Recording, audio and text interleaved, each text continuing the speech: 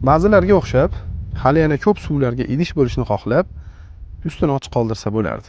Lekin u bunday qilmadi. Idish suvga shu darajada mehr qo'ydiki, to'kilib ketmasligi uchun hamma choralarni ko'rdi.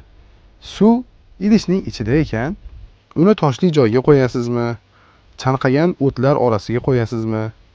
Suv ichida bo'ladimi? Farqi yo'q. Doim himoyada edi. Uni ushlab turgan bu idishni himoya emas, to'siq deb bildi va undan chiqmoqchi bo'ldi. Lekin chiqish yo'li mehr bilan mahkam bekitib tashlanganligi uchun faqatgina bitta yo'l bor edi xolos. Va u maqsadiga erishdi. Lekin bu yo'lda idishni parcha-parcha qildi. Endi bu sho'rlikni o'z holiga qaytarish imkonsiz. Zoti past, loyqa suv taqdiri nima bo'ldi deysizmi? U yoki quruq tuproqqa singib ketdi, yoki yo'lida uchragan o't-o'lanlarni sug'orib ketadigan o'ziga o'xshagan loyqa suvlarga qo'shilib ketdi.